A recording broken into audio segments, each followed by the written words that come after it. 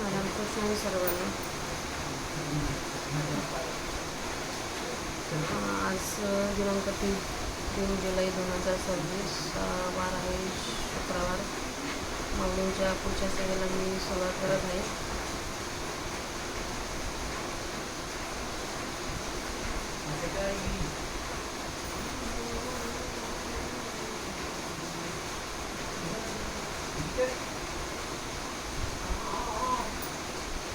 नदी क्रमांक 501 पासून आपण सुरुवात करायची.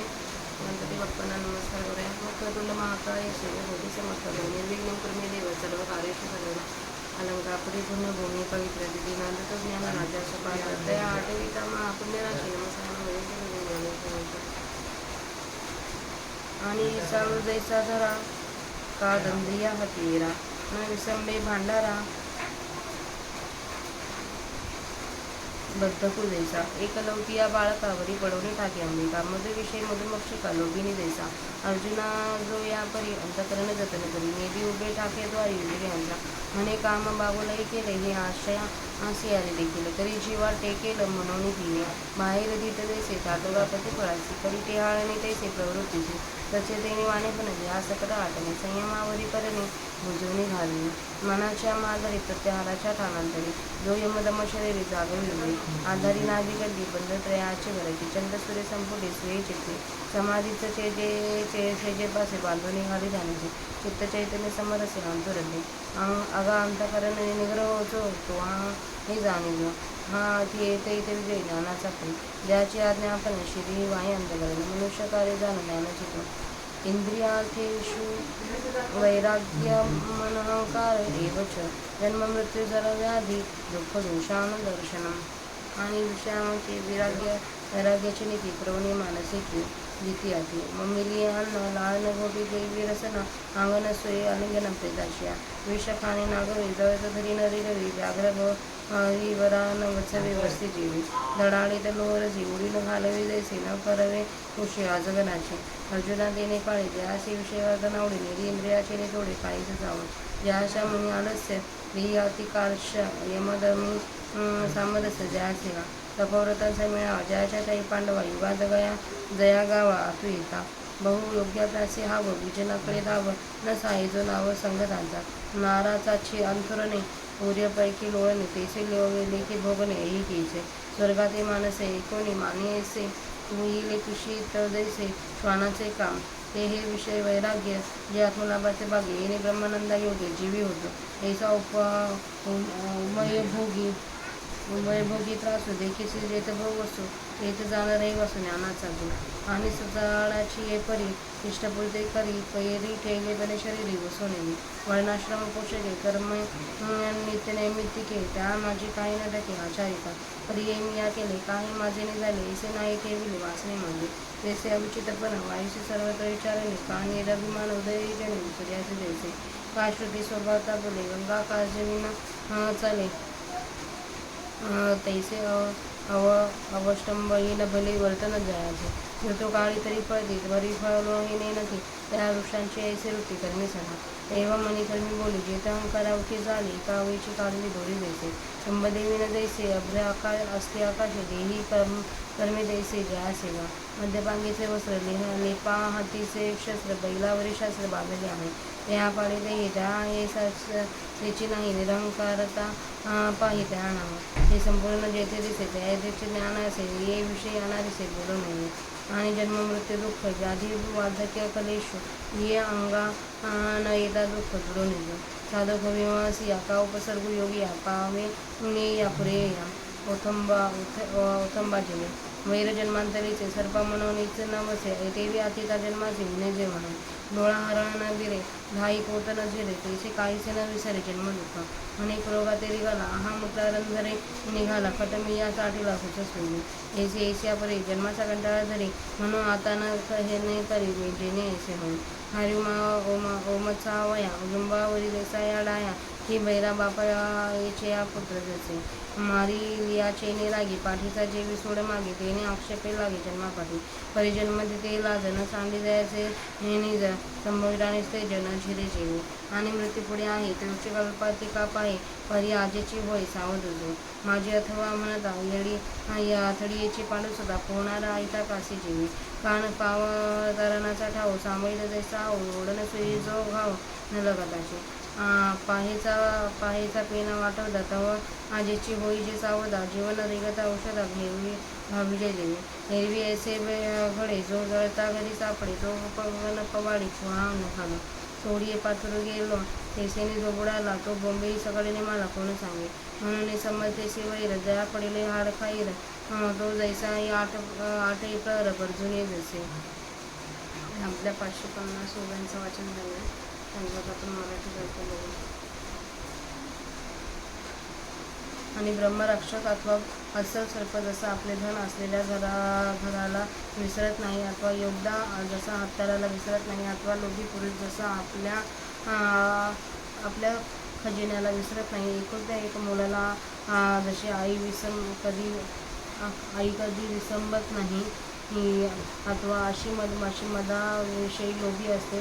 अर्जुना याप्रमाणे जो आपल्या अंतःकरणाला जपतो व इंद्रियांच्या द्वारात अंतःकरणाला उभे राहू देत नाही तो म्हणतो की माझे अंतःकरण जर इंद्रियांच्या द्वारात गेल्याने त्या इंद्रियांच्या ठिकाणी असलेल्या कामाने ऐकले तर तो कामरूपी बागुलबुवा त्या अंतःकरणाला झपाटील व मग त्या कामाच्या तडाख्यात दूर सुटणे कठीण आहे.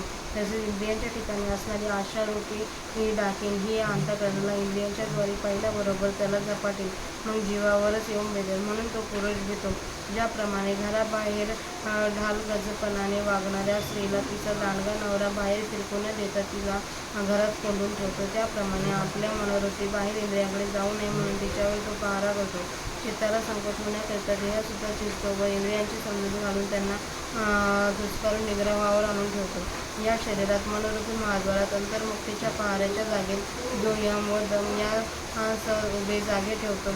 बुध व भेद यांच्या मध्यभागी आधार चक्राच्या ठिकाणी मूळ बांधाचे व नाभीमध्ये मणिपुर चक्राच्या ठिकाणी ओढ्याची बंधाची व कंठामध्ये विशुद्ध चक्राच्या ठिकाणी जालंधर बंधाची याप्रमाणे 3 बंधाची गस्त घालतो आणि येड्या पिंगळा यांच्या संगस्थानी म्हणजे सुषुम्नेत चित्त घालतो. समाधी रूपी शय्येजवळ ध्यानाला बांधून टाकतो म्हणजे समाधी लागेपर्यंत ध्यान दृढ करतो व चित्त आणि चैतन्य यांच्या समरसतेने अंतर्मुखे रममाण होतो. अर्जुन अंतःकरण निग्रह जो म्हणतात तो हा हे समज व जेथे हा अंतःकरण निग्रह आहे तेथे ज्ञानाचा विजय आहे. ज्याची आज्ञा अंतःकरणाला सावरले असते तो मनुष्यरूपाने साक्षात ज्ञानच आहे असे समज. इंद्रियांच्या विषयाच्या ठिकाणी वैराग्य कर्मविषयीच्या अहंकाराचा अभाव जन्म मृत्यू म्हातारपण रोग दुःख व दोष यांचे अनुदर्शन आणि विषयांच्या संबंधाने ज्याच्या मनात वैराग्याचा चांगला जिवंत पुरवठा असतो.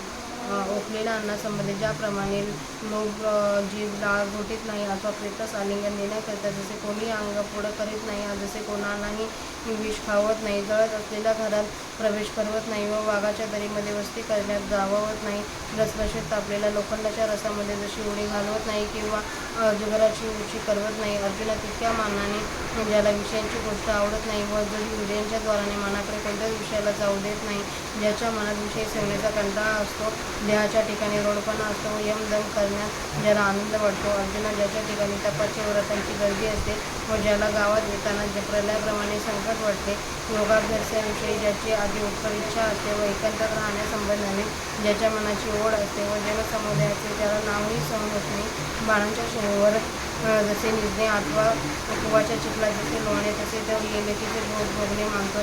स्वर्गाचे भोग ऐकून मनाने असे मानतो की ते जसे कुत्र्याचे कुजलेले मांस वर सांगितलेल्या विषयांविषयीचे वैराग्य आत्मप्राप्तीचे दैवच आहे. याच्यामुळे साधक ब्रह्माच्या आनंदाचा भोग घेण्यास लायक होतात. जेथे असा ऐहिक व पारत्रिक भोगासंबंधाने अत्यंत कंटाळा तुला दिसेल तेथे ज्ञानाची वसती आहे असं समज आणि सकाम पुरुषांप्रमाणे इष्टकृती कर्म करतो परंतु केल्याचा पुण्य शरीरात राहू देत नाही. वर्णाश्रम धर्माला पोषक अशी नित्य नैमित्तिक कर्मे करीत असतात त्यात काहीही कमी नसते परंतु हे कर्म मी केले व माझ्या सिद्धीला गेले असा अहंकार वासनेमध्ये ठेवलेला नाही. ज्याप्रमाणे हेतू वाचून वायूचा सर्वत्र संचार असतो किंवा सूर्याचे उगवणे जसे निराभिमान असते अथवा वेद जसे स्वभावता बोलतात अथवा गंगा नदी जशी हेतू वाचून वाहते त्याप्रमाणे अहंकार वाचून ज्याचे चांगले वागणे असते. वृक्षास योग्य ऋतुकाळात तर फळे येतात, परंतु आपणास फळे आली हे वृक्ष जाणत नाही. त्या वृक्षाप्रमाणे सर्व कर्मांमध्ये त्या पुरुषाच्या मनाची स्थिती नेहमी असते. याप्रमाणे अशी एक पदरी माळेची दोरी काढली असता तिचे मणी जसे गळून पडतात, त्याप्रमाणे तेथे मनातून कर्मातून आणि वाचेतून अहंकाराची हकालपट्टी होते. ज्याप्रमाणे आकाशातील ढग आकाशात चिकटल्याशिवाय असतात, त्याप्रमाणे देहात झालेली ती जी त्याची कर्मे व त्या कर्मांच्या ठिकाणी त्याचा अहंकार असल्याशिवाय ती कर्मे असतात. मद्यपान केलेल्या मनुष्यात जशी आपल्या वस्त्राची आठवण नसते किंवा चित्राच्या हातात दिलेल्या शस्त्राचे जसे त्या चित्रात भान नसते अथवा बैलाच्या पाठीवर लादलेल्या शस्त्रांच्या पोथ्यांची त्याला जाणीव नसते, त्याप्रमाणे त्याला आपण देहामध्ये आहो अशी आठवण नसते. त्याच्या त्या स्थितीला निरहंकारता हे नाव आहे असे समज. ही निरहंकारता जिथे संपूर्ण दिसेल तिथे ज्ञान आहे याविषयी अन्यथा बोलू नये. आणि जन्म मृत्यू दुःख रोग जरा आणि पातके ही अंगावर आली नाही, तो जो तरुण प्राप्त होण्याच्या आधीपासून पाहतो. जसे ठेव्यावर असलेल्या पिशाचाने आधी प्रतिबंध दूर करण्याविषयी मानसिक जसा दक्ष असतो अथवा योगाभ्यासात येणाऱ्या अडथळ्यांच्या संबंधाने योगी जसा दक्ष असतो किंवा भिंत वाकडे तिकडे येऊ नये म्हणून कवडले जसा आधीच ओळंब्याची व्यवस्था करून ठेवतो. जसे सर्पाच्या मनातून जन्मांतरीचे वय राहत नाही, त्याप्रमाणे मागील जन्मातील दोष जो मनात बाळगतो. डोळ्यात गेलेला खडा जसा डोळ्यात विरघळत नाही म्हणजे सारखा खुपत राहतो अथवा जखमेत जसे शस्त्र चिरत नाही त्याला ते एकसारखे खुपत राहते, त्याप्रमाणे जो मागील जन्माचे दुःख विसरत नाही तो म्हणतो हाय हाय मी कसा या जन्मामुळे कुवाच्या खड्ड्यात शिरलो व मूत्रद्वाराने बाहेर निघलो. अरे रे मी स्तनावरील घाम चाटला. याप्रमाणे जन्माचा तिरस्कार बाळगतो व तो म्हणतो की ज्या योगाने जन्म घ्यावा लागेल असा भोगावा लागेल ते मी आता करणार नाही. पणास लावून हरलेले द्रव्य परत मिळवण्याकरिता जुगार खेळणारा पुन्हा डाव खेळण्यास तयार होतो. अथवा वडिलांच्या वैराबद्दल जसा मुलगा सूड घेण्यास परिश्रम करतो, वडील भावाला मारल्याच्या रागाने जसा पाठचा भाव सूड घेण्याची खटपट करतो, तितक्या हट्टाने जो जन्माचे पाठीस लागतो, परंतु संभावित मनुष्यात जसा अपमान सहन होत नाही त्याप्रमाणे त्याच्या मनाला जन्मास आल्याबद्दलची लाज केव्हाही सोडित नाही. आणि पुढे येणारा मृत्यू कल्पांता इतका जरी दूर असला तरी तो आजच सावध असतो. नदीमध्ये अथांग पाणी आहे असे म्हणतातच. अर्जुना पोहावयास तयार झालेला मनुष्य काठावर असतात असा कासोटा बळकट घालतो अथवा युद्धाच्या जागी जाण्यापूर्वी जसे आपले अवसान सांभाळावे अथवा शास्त्राचा घाव लागण्यापूर्वीच ढाल पुढे करावी. उद्याचा मुक्काम वाटमाऱ्याचा आहे म्हणून जसे आजच सावध व्हावे अथवा जीव जाण्यापूर्वीच औषधाकरता धावाधाव करावी. पुढे येणाऱ्या संकटाची जर आधी सावध होऊन तरतूद करून ठेवली नाही तर ज्याप्रमाणे जो जळत्या घरात सापडतो तो तसा आपल्या सामर्थ्याने आयत्या वेळी विहीर करू शकत नाही असे होते. खोल पाण्यात जसा दगड पडला त्याप्रमाणे जो पाण्यात बुडाला तो मी बुडतो अशा ओरडण्यासह मेला. आता तो ओरडण्यासह मेला असे कोण सांगेल. म्हणून ज्याचे समर्थ पुरुषाशी हाडवैर पडले आहे तो असा 8ही प्रहर शस्त्र हातात घेऊन सज्ज असतो. अथवा लग्नाचा निश्चय होऊन गडगडलेर झालेली कुमारी माहेऱ्याविषयी उदासीन असते व सासरे जाण्याविषयी मनाशी आगाऊ तयारी करून ठेवते. किंवा संन्यासी सर्वस्वाविषयी ज्याप्रमाणे अगोदरच उदासीन असते त्याप्रमाणे प्रत्यक्ष मरण येण्या अगोदरच तो पुढे येणाऱ्या मरणासंबंधी विचार करून उदास झालेला असतो.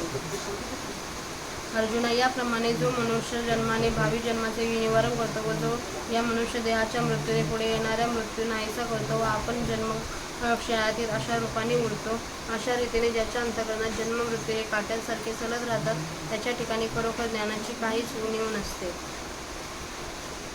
आपल्या इथे 550 ओव्यांचं वाचन झालेलं आहे अध्याय 13 येथे.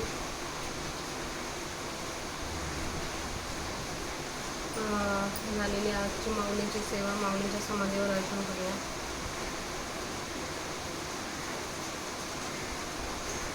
आणि सेवेला स्वल्प विराम देऊया.